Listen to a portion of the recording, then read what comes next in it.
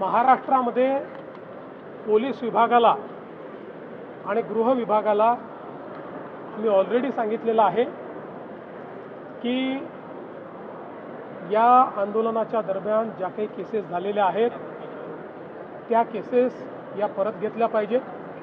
महाराष्ट्रामध्ये पोलिसांनी फार संयमाची भूमिका घेतलेली आहे.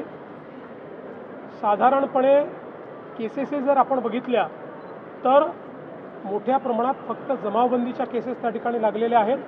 पण ज्या काही केसेस आहेत त्या परत घेण्याच्या संदर्भातले आदेश मी दिले.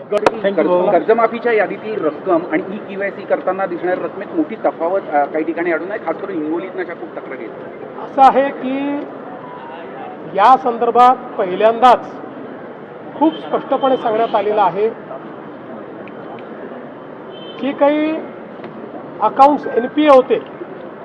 या NPA अकाउंट्समध्ये NPA असताना देखील बँकांनी त्याच्यामध्ये व्याज लावलं होतं. पण ज्यावेळेस बँकांची आमची चर्चा झाली त्यावेळी बँकांनी दोन गोष्टी कबूल केल्या.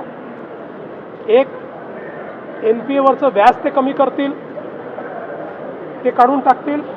आणि दुसरं, कर्जमाफीच्या दरम्यान अकाउंट आणि अकाउंटमध्ये पैसे येणं या दरम्यानच्या कालावधीचं व्याज ते काढून टाकतील. त्यामुळे अकाउंटमध्ये जरी व्याज दिसत असलं तरी बँकांनी त्या व्याजाशिवाय कर्जमाफी मान्य केलेली आहे. आणि म्हणून आम्ही जी कर्जाची रक्कम आहे ती बँकेत भरतोय आणि व्याजाची रक्कम बँक स्वतः त्यातनं काढून घेणार आहे. काही लोकांना कन्फ्युजन असं होतंय की आमचे जास्त पैसे अकाउंटला दिसत आहेत, म्हणजे आमच्यावर जास्त कर्ज अकाउंटला दिसत आहे आणि त्या मनाने आमच्या अकाउंटला कमी पैसे आले आहेत. काळजी करू नका. 2 लाखापर्यंतचा जो अकाउंट आहे या अकाउंटला पूर्ण पैसे आम्ही देणार आहोत. थँक्यू. अशा पद्धतीने मुख्यमंत्री 2 लाखापर्यंतचे पूर्ण कर्ज शेतकऱ्यांना देणार आहेत.